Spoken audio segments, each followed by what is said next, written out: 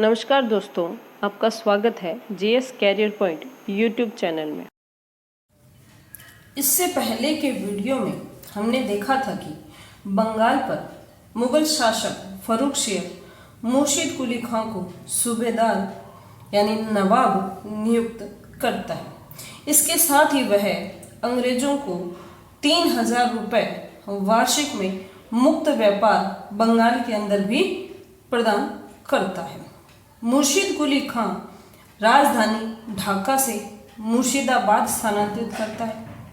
मुर्शिद कुली खां के बाद शासक बनता है शुजाउद्दीन, उसके बाद सरफराज खां। गिरिया के युद्ध में सरफराज खां की हत्या कर शासक बनता है अलीवर्दी खां। अलीवर्दी खां का कोई उत्तराधिकारी नहीं होता है। उसकी 3 बेटियां होती हैं, जिसमें से सबसे छोटी बेटी का पुत्र सिराजुद्दौला को वह नवाब नियुक्त करता है।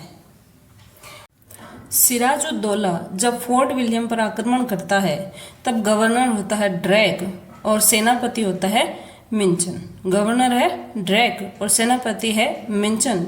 दोनों सिराज के आक्रमण से भाग करके कहाँ चले जाते हैं? अपनी सेना सहित फुल्टा द्वीप पर चले जाते हैं। ध्यान रखें, फुल्टा द्वीप पर चले जाते हैं। बची हुई अंग्रेजी सेना का नेतृत्व हॉलवेल नामक अंग्रेज अधिकारी करता है। कौन करता है? हॉलवेल नामक अंग्रेज अधिकारी करता है। हॉलवेल अपनी बुक अलाइव द वंडर में, बुक का क्या नाम है? अलाइव द वंडर, इसमें काल कोठरी घटना, जिसे ब्लैक होल ट्रेजेडी भी कहते हैं, का उल्लेख करता है। कौन सी घटना है? ध्यान रखें, काल कोठरी घटना, क्योंकि इस काल कोठरी घटना ने आगे के आक्रमण को न्योता दिया था। ठीक है, तो हॉलवेल अपनी बुक अलाइव द वंडर में काल कोठरी की घटना के उल्लेख करता है और बताता है कि सिराजुद्दौला इतना निर्दयी व्यक्ति था।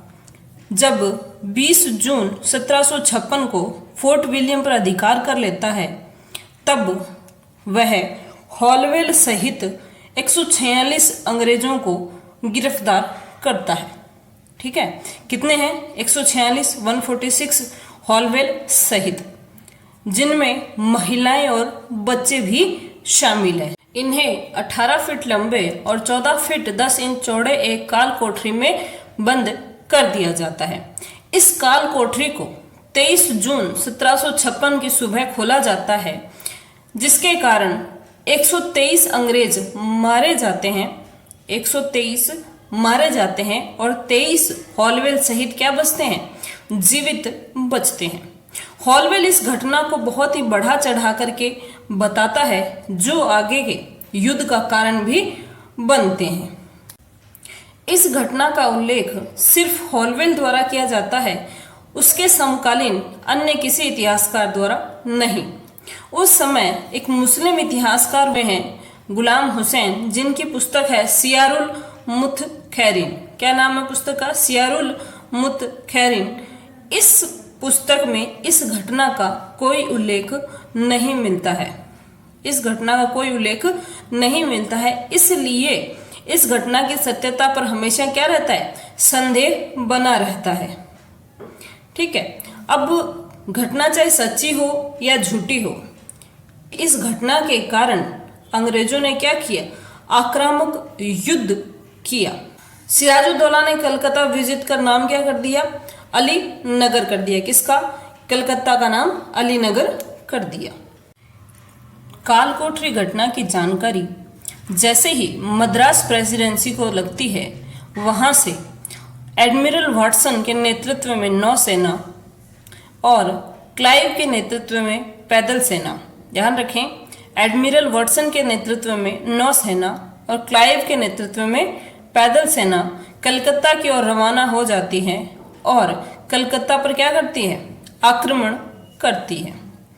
सिराजुद्दौला यद्यपि अपने नाना अलीवर्दी खां से शासन के बहुत सारे गुण सीख चुका था, परंतु फिर भी वह एक अल्प वयस्क शासक था, इसलिए उसे क्लाइव के सामने घुटने टेकने पड़े, तब सिराजुद्दौला और क्लाइव के मध्य 9 फरवरी 1757 को, कब 9 फरवरी 1757 को अलीनगर की संधि होती है।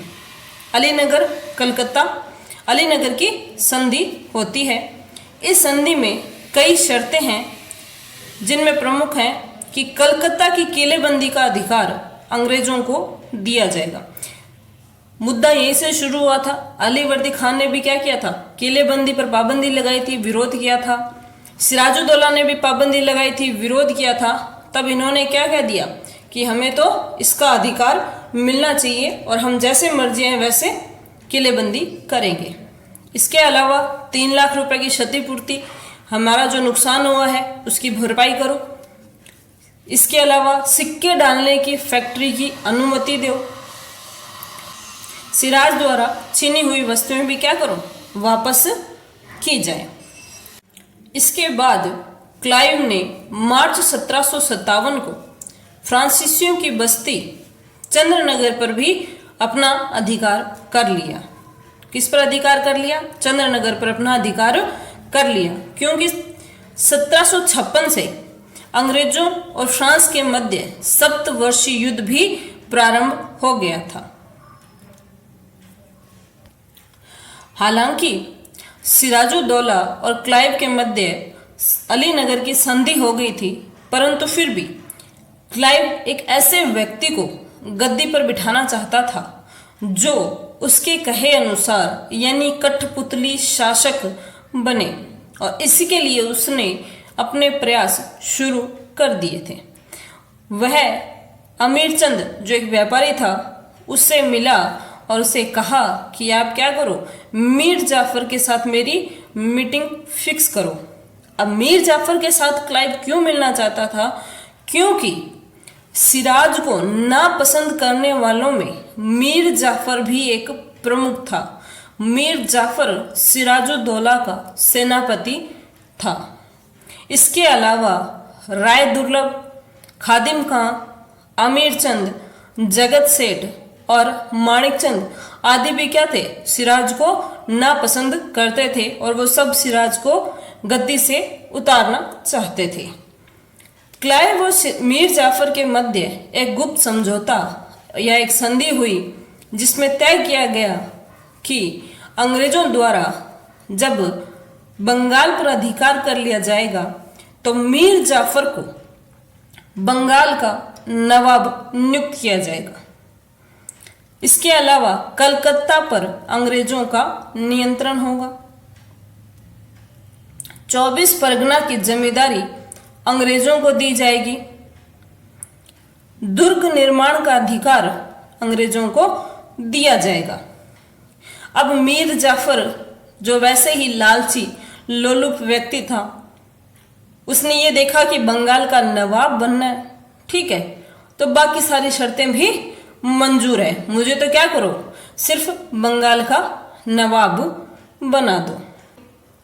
इसीलिए मीर जाफर को क्लाइव का गधा भी कहते हैं। ध्यान रखें, मीर जाफर को क्लाइव का गधा भी कहते हैं। मीर जाफर के साथ संधि के बाद अंग्रेजों ने सिराजुद्दौला पर अलीनगर की संधि का उल्लंघन का आरोप लगाया और उसे ही युद्ध के लिए तात्कालिक कारण माना। परंतु यह कहें तो युद्ध नहीं, षड्यंत्र ही था। वो कैसे था तो देखें, प्लासी का युद्ध 23 जून 1757 को हुआ। सिराजुद्दौला की सेना की संख्या थी 50,000, जबकि अंग्रेजों की सेना में लगभग 3200 सैनिक। अब आप देखें कि एक तरफ 3200 सैनिक, एक तरफ 50,000 सैनिक, फिर भी 50,000 सैनिक हार जाएं। अब देखें क्यों हारे। सबसे पहले तो युद्ध आरंभ हुआ गंगा नदी के बाएं तट पर, नादिया जिले में। ध्यान रखें, एग्जाम में पूछा गया है कि प्लासी का युद्ध कहाँ हुआ था, तो गंगा नदी के बाएं तट पर, या भागीरथी नदी भी कई जगह लिखा आता है, तो वो भी ध्यान रखें, एक ही बात है। नादिया जिले में हुआ। इसमें सिराजुद्दौला के सेनापति मीर जाफर, राय दुर्लभ आदि क्या हो गए थे? उदासीन हो गए थे, यानी निष्क्रिय हो गए थे। सिराजुद्दौला के साथ इन्होंने क्या कर लिया था? विश्वासघात कर लिया था। सिर्फ सिराजुद्दौला का दूसरा सेनापति मीर मदान और मोहनलाल अपनी छोटी सी सेना की टुकड़ी से युद्ध करते हुए वीर गति को प्राप्त हुए। सिराजुद्दौला को जब यह पता चला कि मीर जाफर, राय दुर्लभ सब क्या हो गए? अंग्रेजों के साथ मिल गए, तो सिराजुद्दौला युद्ध से मुर्शिदाबाद की तरफ भागा। मुर्शिदाबाद से वह पटना भागता है, जहां मीर जाफर का पुत्र मीरन सिराजुद्दौला की हत्या कर देता है। कौन हत्या कर देता है? मीर जाफर का पुत्र मीरन सिराजुद्दौला की हत्या कर देता है। यह युद्ध देखें तो सिर्फ और सिर्फ षड्यंत्र था, युद्ध नहीं था। हालांकि इस युद्ध को निर्णायक युद्ध कहा जाता है, क्योंकि प्लासी के युद्ध के बाद ही बंगाल पर अंग्रेजों का आधिपत्य स्थापित हो जाता है। युद्ध के बाद बंगाल में कहने को तो शासक नवाब ही होता था, परंतु वास्तविक सत्ता अंग्रेजों के हाथ में आ चुकी थी, क्योंकि इस युद्ध के बाद अंग्रेजों ने बंगाल में अपनी राजनीतिक सर्वोच्चता स्थापित कर ली थी। अंग्रेजों की इस विजय के बाद नवाब की स्थिति क्या हो गई थी? कमजोर पड़ गई थी, क्योंकि हमने पहले ही देख लिया था मीर जाफर की क्लाइव के साथ क्या होती है? संधि होती है, और जिसमें क्या तय किया जाता है कि मीर जाफर को बंगाल का नवाब बनाया जाएगा। तो सीधी सी बात है कि सारी सत्ता किसके हाथ में चली गई? अंग्रेजों के हाथ में चली गई। एक तरह से कह सकते हैं कि बंगाल पर अंतिम स्वतंत्र शासक सिराजुद्दौला ही था। अंतिम स्वतंत्र शासक सिराजुद्दौला ही था। इसके बाद में जो भी शासक बना वो अंग्रेजों का कठपुतली शासक होता है। चैनल को लाइक, शेयर एंड सब्सक्राइब करना ना भूलें।